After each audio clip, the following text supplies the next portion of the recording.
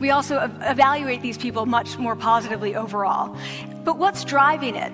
It's not about the content of the speech. It's about the presence that they're bringing to the speech. We also, because we rate them on all these variables related to sort of competence, like how well structured is the speech?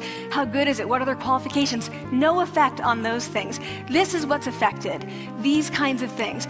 People are bringing their true selves, basically. They're bringing themselves. They bring their ideas, but as themselves, with no, residue over them. So this is what's driving the effect or mediating the effect. So when I tell people about this, that our bodies change our minds and our minds can change our behavior and our behavior can change our outcomes, they say to me, it feels fake, right? So I said fake it till you make it. It's not me. I don't want to get there and then still feel like a fraud. I don't want to feel like an imposter. I don't want to get there only to feel like I'm not supposed to be here. And that really resonated with me because I want to tell you a little story about being an imposter and feeling like I'm not supposed to be here. When I was 19, I was in a really bad car accident. I was thrown out of a car, rolled several times. I was thrown from the car, and I woke up in a head injury rehab ward. And I had been withdrawn from college, and I learned that my IQ had dropped by 2 standard deviations, which was very traumatic. I knew my IQ because I had identified with being smart, and I had been called gifted as a child. So I'm taken out of college. I keep trying to go back. They say, you're not going to finish college. There are other things for you to do, but that's not going to work out for you.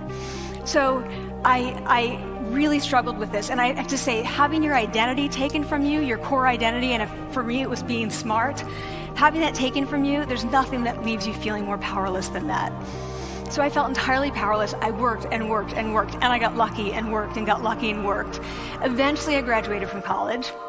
It took me 4 years longer than my peers. And I convinced someone, my angel advisor, Susan Fisk, to take me on. And so I ended up at Princeton, and I was like, I am not supposed to be here. I am an imposter.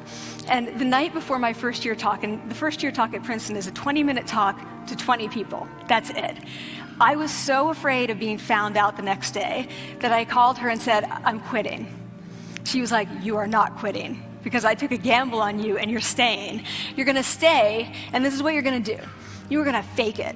You're going to do every talk that you ever get asked to do. You're just going to do it and do it and do it, even if you're terrified and just paralyzed and having an out-of-body experience until you have this moment where you say, oh my gosh, I'm doing it. I have become this. I am actually doing this. So that's what I did. 5 years in grad school. A few years, I'm at Northwestern. I moved to Harvard. I'm at Harvard. I'm not really thinking about it anymore, but for a long time I had been thinking, not supposed to be here, not supposed to be here. So at the end of my first year at Harvard, a student who had not talked in class the entire semester, who I had said, look, you got to participate or else you're going to fail, came into my office. I really didn't know her at all. And she came in totally defeated, and she said, I'm not supposed to be here.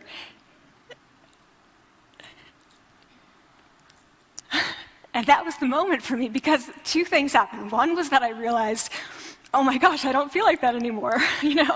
I don't feel that anymore, but she does, and I get that feeling. And the second was, she is supposed to be here. She can fake it, she can become it. So I was like, yes, you are. You are supposed to be here, and tomorrow you're going to fake it, you're going to make yourself powerful, and, you're going to...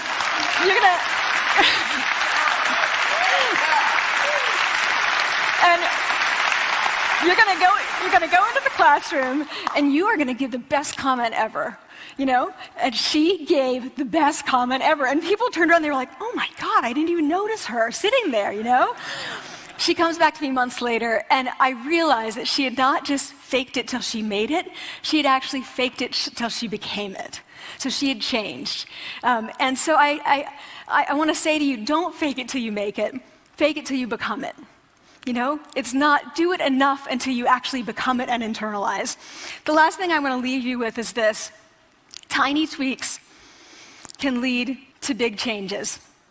So this is 2 minutes. 2 minutes, 2 minutes, 2 minutes. Before you go into the next stressful evaluative situation, for 2 minutes, try doing this in the elevator, in a bathroom stall, at your desk behind closed doors. That's what you want to do. Configure your brain to cope the best in that situation. Get your testosterone up, get your cortisol down.